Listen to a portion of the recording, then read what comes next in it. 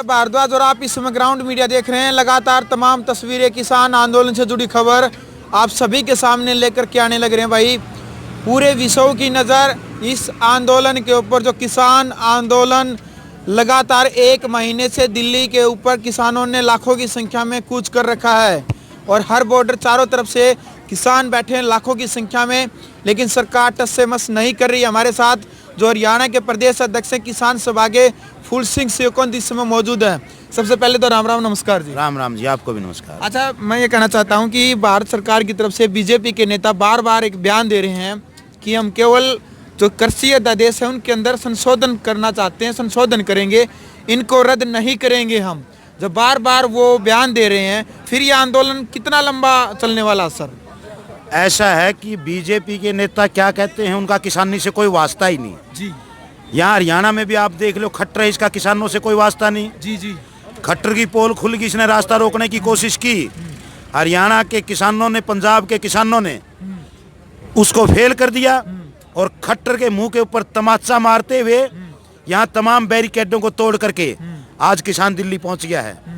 और ये केंद्र की सरकार, मोदी सरकार, इसके मंत्री संतरी जो बातें कहते हैं ये बिल्कुल निराधार है।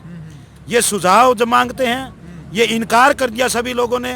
हमारी कमेटी ने इनकार कर दिया कि जब तक इन काले कानूनों को रद्द नहीं किया जाएगा हम दिल्ली से नहीं जाएंगे।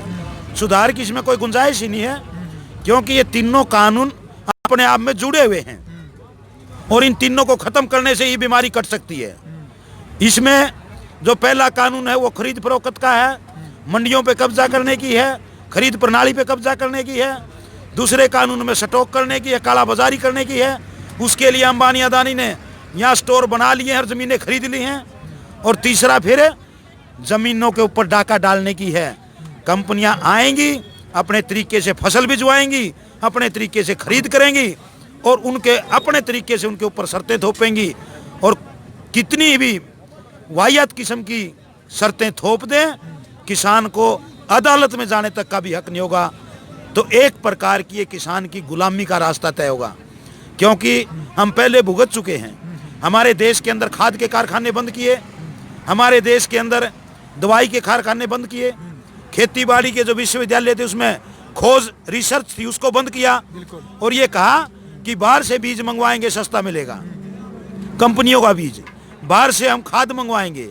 जिसका नतीजा क्या हुआ कि आज खाद, बीज और दवाई इसके ऊपर अमेरिका की जो मॉन्सेंटो और कारगिल जैसी कंपनियां हैं 70% कब्जा उनका हो चुका है। अब वो खरीद प्रणाली पे भी कब्जा करना चाहते हैं विदेशी और देशी कारपोरेट। तो इसलिए आज ये किसान के जीवन मरण का सवाल है। किसान इसके लिए डट के लड़ रहा है और इसमें हम खास तौर पे मुबारकबाद देना चाहते हैं पंजाब के किसानों का। पंजाब के भाइयों ने जिस प्रकार से बड़े बड़े जत्थे निकाल के ट्रैक्टरों में अनुशासनबद्ध तरीके से दिल्ली की तरफ मार्च किया, तो हरियाणा के किसानों की धड़कनों को तेज कर दिया और जहाँ जहाँ से जत्थे गुजरे वहीं से किसानों ने मन बनाया कि हम अपने बड़े भाइयों से पीछे नहीं रहेंगे। और जिसका नतीजा है कि आज लाखों की संख्या में हरियाणा का किसान भी ट्रैक्टर ट्रैली लेकर के दिल्ली के 500 बॉर्डरों के ऊपर जो हरियाणा से लगते हैं, चाहे वो सिंगू बॉर्डर है कुंडली के पास, चाहे टिकरी बॉर्डर है बहादुरगढ़ के पास, चाहे शाहजहाँपुर है रिवाड़ी के पास, और चाहे पलवल का बॉर्डर है आगरा रोड के ऊपर, और चाहे बादली का बॉर्डर है एक छोटा सड़क जो दिल्ली में जाती थी उसको भी बंद कर दिया पूरे तौर पे। फूल सिंह जी, मैं आपसे पूछना चाहूँगा, जिस टाइम पर आंदोलन की शुरुआत हुई थी दिल्ली की तरफ किसान कूच कर रहे थे, बीजेपी वाले कह रहे हैं कि वो एक ही बात कह रहे थे कि सिर्फ हम चाहते हैं कि एक लाइन लिख दे, यानी कि एमएसपी वाला कानून बना दे, हम यही चाहते हैं। अब बीजेपी की तरफ से बयान आने लग रहा है कि हम एमएसपी देने के लिए तैयार हैं, एमएसपी लिखित में देंगे, हम कानून भी बना देंगे। लेकिन जो किसान बैठे हैं, किसान नेता बैठे हैं, आप ये इस जिद पर बैठ चुके हैं कि तीनों कानून रद्द चाहिए। वो कहते हैं कि अबे एमएसपी कहकर बैठे थे, अब ये तीनों कानून की ओर जिद लगाए बैठे हैं। इसके बारे में आप क्या कहना चाहेंगे उन बीजेपी नेताओं का जो बड़ा से बड़ा बयान देते हैं इस प्रकार से? ऐसा है कि बीजेपी के नेताओं के बयान के ऊपर भरोसा नहीं किया जा सकता। प्रधानमंत्री से तो बड़ा कोई पद नहीं। तीनों जो कानून अब इसके ऊपर तीनों कानूनों के अंदर बिल्कुल ही कमी है, कुछ भी अच्छा ही नहीं है। ऐसा है कि पहले तो मैं बीजेपी के नेताओं की बता दूं, इन पे भरोसा कौन करेगा? प्रधानमंत्री से तो बड़ा कोई पद नहीं है। बिल्कुल। प्रधानमंत्री जब सरेआम पब्लिक मीटिंग के अंदर, रैलियों के अंदर झूठ बोले, और उससे की झूठ आज उजागर हो चुकी है। उसने कहा था मैं 15-15 लाख खाते में डलवाऊंगा, काला धन वापिस ले आऊंगा। उसने कहा था 2 करोड़ नौजवानों को हर साल रोजगार दूंगा, किसानों के लिए स्वामीनाथन आयोग की रिपोर्ट लागू करूंगा, किसानों के कर्जे माफ करूंगा। कोई बात की? आए किसी के 15 लाख है? मिला रोजगार? रोजगार खत्म कर दिए और तमाम जितना पब्लिक सेक्टर था उसको बेच दिया है। रेलवे, LIC, बैंकिंग और तमाम चीजें, आज कोयला उद्योग, सबको बेच रहे के करके रोजगार खत्म कर दिए, पक्के रोजगार नहीं छोटे। यानी जो एक हमारी आत्मा होती थी, रेलवे हिंदुस्तान का एक बड़ा नेटवर्क है, आज रेलवे को बेचने की तैयारी चल रही है। हवाई जहाजों के अड्डे बेच दिए। इनकी बातों में भरोसा कौन करेगा? ये क्या लिख के देते हैं और लिखित भी क्या करेगी? उसका कानून बनाना चाहिए। लिखित में तो अब भी MSP तय है। MSP कितने खरीदा जाता है? ये केंद्र सरकार की खुद के आंकड़े हैं कि इस बार भी केवल 6% ही MSP की खरीद हुई है। और MSP के ऊपर भी MSP का जो फार्मूला है, उस फार्मूले के मुताबिक MSP तय नहीं होता। C2 हिंदुस्तान के अंदर खेतीबाड़ी के बारे में केवल एक आयोग बैठा है, बाकी और आयोग बैठते रहते हैं किसी चीज के लिए। कर्मचारियों के लिए भी 6ठे महीने उनको किस्त भी मिल जाती है, अच्छी बात है। लेकिन किसानों के लिए एक आयोग, डॉक्टर MS स्वामीनाथन, जो तमिलनाडु के बड़े कृषि वैज्ञानिक थे, वाइस चांसलर भी रहे यूनिवर्सिटी के, उनके अध्यक्षता में एक आयोग बैठा था और उन्होंने सिफारिश की थी कि किसान को कैसे कर्जे से निकाला जाए, खेती को कैसे मतलब एक प्रॉफिट का यानी एक मुनाफे का धंधा बनाया जाए। क्योंकि यहाँ पर जो खेती हिंदुस्तान के अंदर है, यहाँ पर खेती हम अमेरिका और कनाडा और इजराइल की तर्ज पे नहीं कर सकते। वहाँ तो हजारों एकड़ के फार्म हैं, वो अलग सिस्टम है। वहाँ तो 2% आदमी, 3% आदमी खेती करते हैं। हिंदुस्तान में तो 70% लोगों का रोजगार खेती के ऊपर जुड़ा हुआ है। और खुद हमारा कृषि मंत्री कह रहा, प्रधानमंत्री कह रहा कि यहाँ 85% लोग ऐसे हैं किसान कि जो 1, 2, 3 एकड़ के हैं, यानी 2.5 एकड़ से नीचे के हैं, और बड़ी संख्या में 5 एकड़ के नीचे हैं। तो क्या ये इन कंपनियों का साथ कोई मुकाबला कर पाएंगे? कंपनियां इनको कोई राहत देगी? मतलब ही नहीं। तो इसलिए हमारे कहना है कि डॉक्टर स्वामीनाथन आयोग की रिपोर्ट के मुताबिक, जिसने कहा था कि C2 का फार्मूला, ये अंग्रेजी का शब्द है C2, इसका मतलब है कम्प्रिहेंसिव कॉस्ट, यानी जिसमें किसान का जमीन के ठेके से लेकर के उसकी दिहाड़ी, मजदूरी, खाद, बीज, दवाई और मंडी में ले जाने तक का, फसल बेचने तक का खर्चा जोड़ा जाए। और उसमें साफ तौर पे, मोटे तौर पे ये बताया कि 1 क्विंटल पैदा करने के अंदर कोई भी फसल का अगर 100 रुपये खर्चा आता है तो कम से कम उसको 150 रुपये दिए जाए, तभी किसान बचेगा। लेकिन उसको तो लागू नहीं कर रहे। हमारे हरियाणा के अंदर MSP की क्या हालत हो रही है? यहाँ 5700 रुपये कपास का रेट था, 4800 में कपास उचाना की मंडी में पेटी है, जहाँ का उप मुख्यमंत्री है ये दुष्यंत चौटाला, जुलाना की मंडी में, जींद की मंडी में। हमारे सरसों का 3700 रुपये था पर क्विंटल, वो 3100-3200 के अंदर पेटी है। बाजरे का 2150 रुपये क्विंटल का रेट है, 1200 और 1400 में पिटिया है। इसकी भी खरीद नहीं हो रही। जो लंगड़ा लुल्ला MSP दे रखा है ना, इसकी भी सही खरीद नहीं हो रही। तो स्वामीनाथन वाली तो बात छोड़ो, इन्होंने हलफनामा दे दिया सुप्रीम कोर्ट के अंदर कि हम इसको लागू नहीं करेंगे। तो इसलिए बीजेपी के नेताओं की बात के ऊपर भरोसा करना या आज मूर्खता होगी। यह अलग बात है कि सरकार में है, बातचीत भी इनसे करनी पड़ेगी और हो सकता है कोई समझौता भी इनसे करना पड़े। लेकिन हमारे किसान नेताओं का बिल्कुल अटूट फैसला है कि ये तीनों कानून आपस में जुड़े हुए हैं, संशोधन का कोई सवाल ही नहीं, ना संशोधन से कुछ निकलेगा। इन तीनों काले कानूनों को रद्द करो और बिजली बिल जो 2020 ले रहा है उसको वापिस लो। अगर निजीकरण हो जाएगा तो हमारे साथ वही बनेगी जो गैस की सब्सिडी में किसान को कहेंगे तो बिल तो भर दे पूरा 8 रुपये यूनिट के हिसाब से, 9 रुपये यूनिट के हिसाब से। अगर ये प्राइवेट हो जाती है, आज अगर किसान के हक की कोई बात बची हरियाणा पंजाब में, केवल बिजली में राहत है कि 10 पैसे यूनिट हमें बिजली मिलती है ट्यूबवेल के ऊपर। बिल्कुल, अगर ये 8-9 रुपये यूनिट होगी, हम बिजली के बिल नहीं दे पाएंगे। छोटे किसानों के ट्यूबवेल फट जाएंगे, मजबूर हो जाएंगे कनेक्शन कटवाने के लिए। तो इसलिए ये बिजली के ऊपर भी कहेंगे तुम हम बिल भर दो, फिर सब्सिडी देंगे, और सब्सिडी में हमारे साथ वही करेंगे जो हमारे साथ गैस सिलेंडर में किया है। आपके सामने है, बिल्कुल। गैस सिलेंडर की जब ये सरकार आई 700 रुपये सिलेंडर का रेट था, और सब्सिडी कितनी थी 300 रुपये से ऊपर।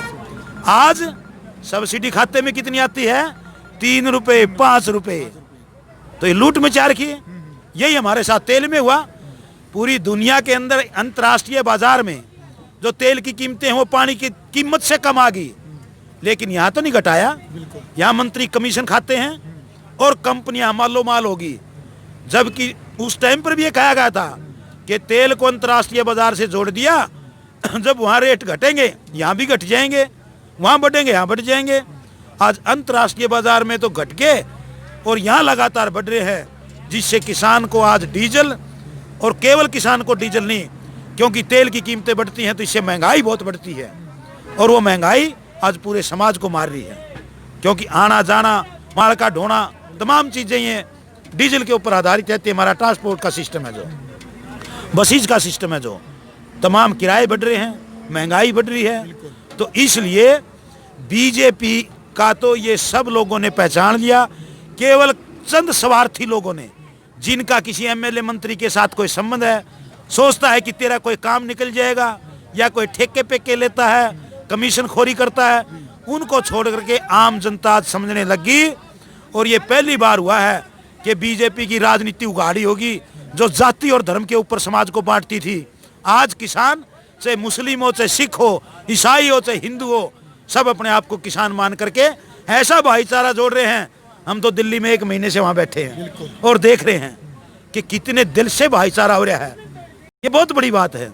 जाति पाति से ऊपर उठे, हम धार्मिक भावना से ऊपर उठे और अपने आप को किसान माना, और यही जरूरत थी। और चौधरी छोटू राम ने यही तो कहा था, ऐ भोले किसान तुम पहले मेरी 2 बात मान ले, एक बोलना ले सीख और एक दुश्मन को पहचान ले। आज बोलना भी सीख गया। हरियाणा के किसान इस बार पंजाब के भाइयों से बहुत बढ़िया अनुशासन भी सीखेंगे। यानी पंजाब का अनुशासन काबिले तारीफ है। लाखों की संख्या में ट्रालियां जोड़ के गए, कितनी 500 किलोमीटर तक का सफर तय किया, लेकिन कहीं किसी प्रकार की भी कोई समस्या पैदा नहीं की। बिल्कुल लाइन के अंदर, यानी ऐसा मिलिट्री का भी अनुशासन नहीं हो सकता हरियाणा में, बल्कि हमारा ऐसा अनुशासन की कमी थी। अब बड़ी अच्छी बात है कि हरियाणा के किसान ने भी अनुशासन सीखा है, और पंजाब की तर्ज के ऊपर यहाँ पर भी अनुशासित बद्ध होते हुए उसी तरीके से चल रहे हैं।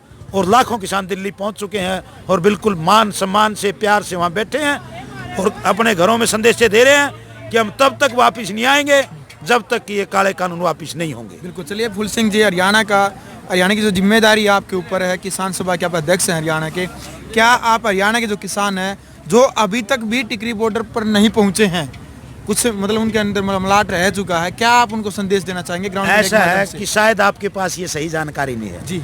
मैं 2 दिन पहले टिकरी बॉर्डर के ऊपर था। एक के गांव के 10-10 ट्रैक्टर गए हुए हैं, दनौदा से, समायन से, बेठमड़ा से, कड़ौदा से, उजाना से, बेलरखा से, उचाना से, नगूरा से, अड़ेवा से, कितने गांवों के नाम गिनाऊं, छतरथुआ से, तमाम गांव से लोग बड़ी संख्या में गए हुए हैं और वहां पर टिके हुए हैं।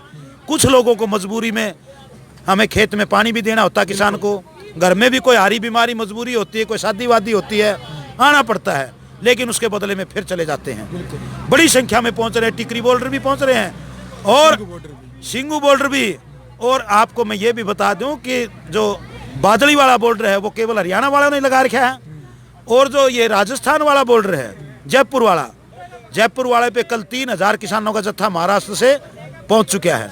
और कल वो एक तरफ का पहले जाम था, आज रात को पूरा नेशनल हाईवे जाम कर दिया जयपुर वाला। बिल्कुल।